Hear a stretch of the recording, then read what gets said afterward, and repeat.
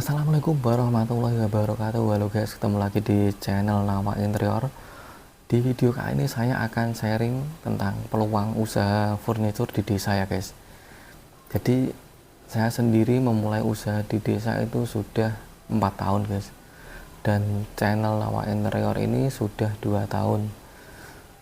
Dan tahun pertama baru jadi partner YouTube, dan tahun kedua baru mendapatkan $100. Jadi untuk dapat $100 itu butuh waktu 1 tahun ya guys, cukup lama sekali. Tapi yang penting intinya adalah konsisten untuk selalu membuat konten. Oke guys, jadi tujuan saya pertama membuat konten ya untuk promosi usaha, kedua ya syukur-syukur kalau ada hasilnya, bisa untuk tambahan beli alat-alat untuk pekerjaan saya. Untuk peluang usaha furnitur di desa ya guys. Jadi semakin kesini kan zaman semakin berkembang dan juga semakin modern.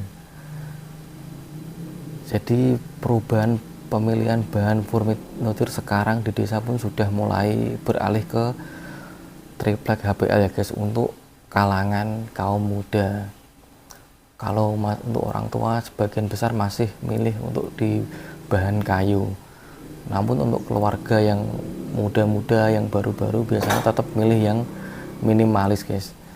Jadi untuk di desa itu peluangnya sekarang sangat bagus guys. Bahkan di daerah saya, di daerah Pati itu ada banyak banget yang mendirikan usaha furnitur. Pemasaran lewat postingan Facebook, TikTok, intinya mengandalkan media sosial itu sebagian besar juga bisa bertahan guys. Kembangan zaman sekarang ini guys. Furnitur HPL ini pengerjaannya cukup mudah. Bahan bakunya sekarang sudah banyak didapatkan. Bahan baku sudah banyak ya guys, toko-toko yang menjual bahan baku untuk triplek, lem dan aksesoris sampai HPL-nya ini sudah banyak banget. Yang kedua, pengerjaannya ini lebih cepat. Berikutnya untuk trik marketing ya guys, untuk pemasaran. Bagaimana usaha kalau kita misalkan tidak punya modal ya guys. Jadi ini saya bicara sebagai pelaku ya guys. Jadi intinya kita usaha, yang mengerjakan usaha ya kita sendiri, bukan sebagai bos yang membayar karyawan untuk bekerja ya guys. Jadi intinya kita dari pekerja atau kuli untuk memulai usaha mandiri. Ini saya contohkan seperti ini ya guys. Jadi kita sudah punya skill, sudah bisa membuat lemari misalkan. Yang kedua, kita sudah punya alat untuk bekerja. Kalau kita tidak punya modal untuk memulai usaha, misalkan untuk beli bahan, caranya sangat mudah sekali ya guys. Jadi kita bisa mengajukan pilihan kepada calon konsumen dengan cara kita ambil jasa saja guys. Jadi jasa pengerjaan saja. Jadi bahan baku itu dibeli oleh konsumen.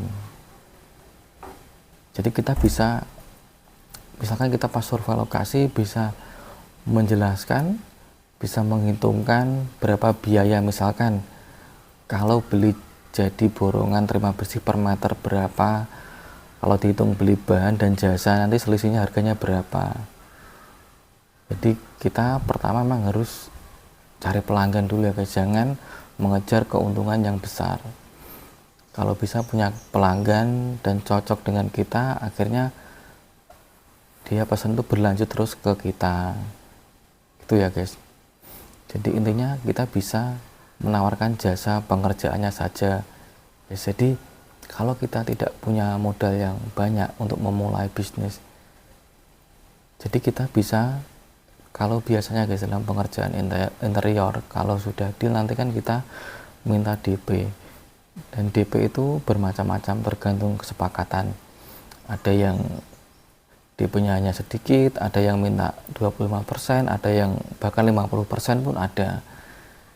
Jadi kalau kita misalkan bisa dapat DP yang tinggi, jadi kita bisa gunakan untuk operasional sehari-hari dan juga beli bahan. Dan kalau kurangnya pun biasanya kurangnya sedikit ya guys. Yang penting itu kita mulai dulu guys. Kita mulai dulu sambil belajar dan memahami perkembangan di sekitar, guys.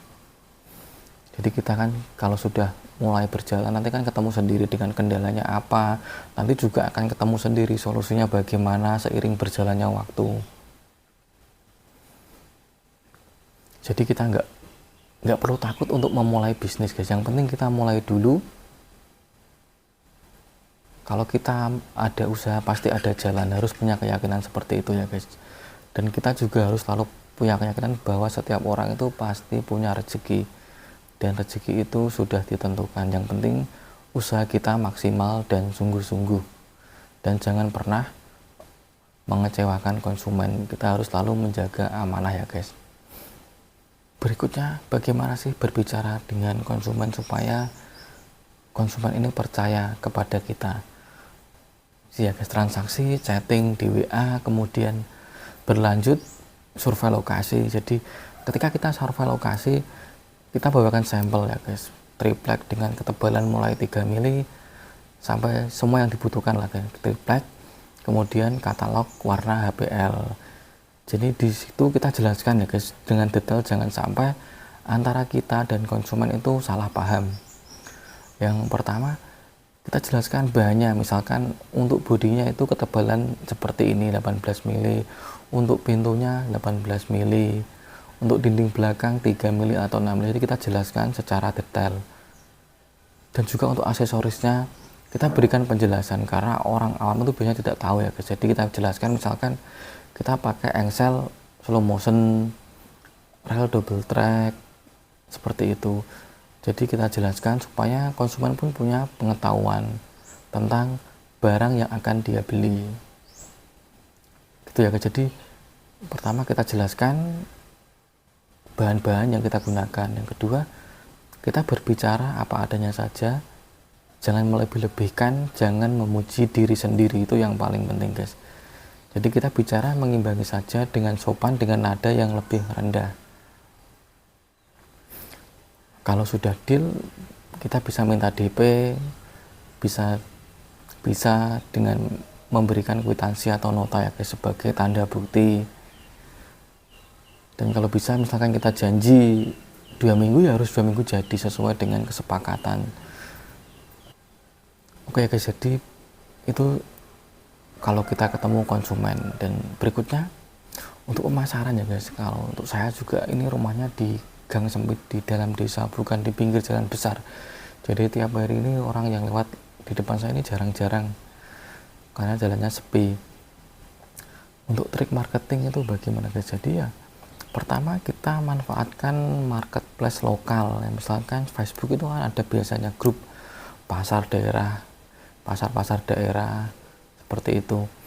Kita rutin posting di jam-jam orang pegang HP, jam-jam orang istirahat kerja, orang bangun tidur, orang malam mau tidur, jam-jam orang santai lah, kita posting di situ.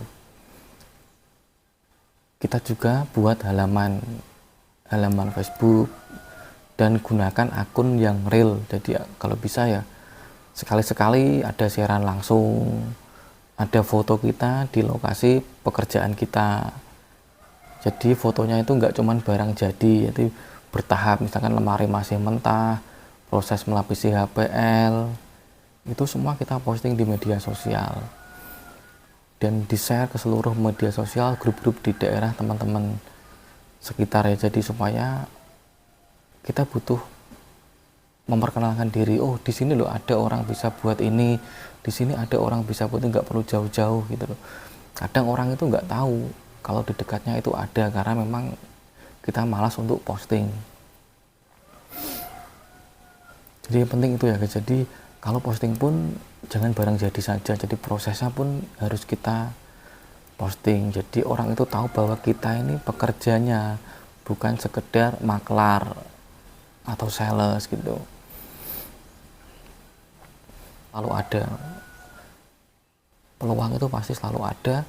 Yang penting kita memulai dulu sambil belajar memahami keadaan sekitarnya bagaimana, perkembangannya bagaimana, dan kita harus selalu belajar upgrade ilmu, upgrade alat untuk kemajuan usaha kita. Dan harus selalu menerima kritik dari orang-orang yang peduli kepada kita, teman, saudara, siapapun yang peduli. Kritik untuk membangun itu harus selalu kita terima dan kita pikirkan.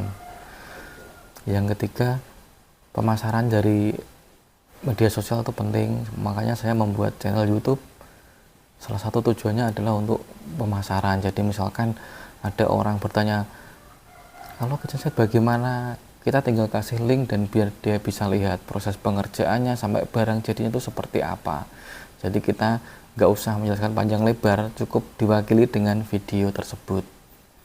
Saya rasa sudah cukup ya guys, poin-poinnya seperti itu. Kalau ada pertanyaan bisa bertanya di kolom komentar. Semoga ini bermanfaat dan membantu meyakinkan teman-teman yang belum berani untuk membuka usaha, untuk berani memulai.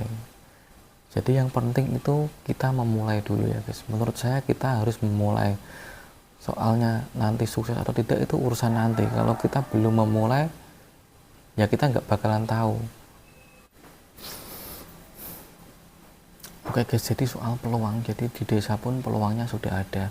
Sudah bagus peluangnya untuk perkembangan furnitur HPL ini guys.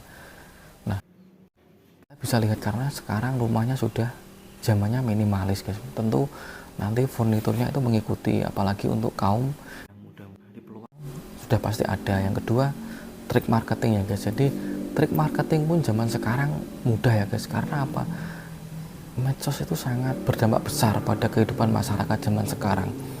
Jadi kita bisa manfaatkan semua medsos dari Facebook, TikTok, Instagram, YouTube.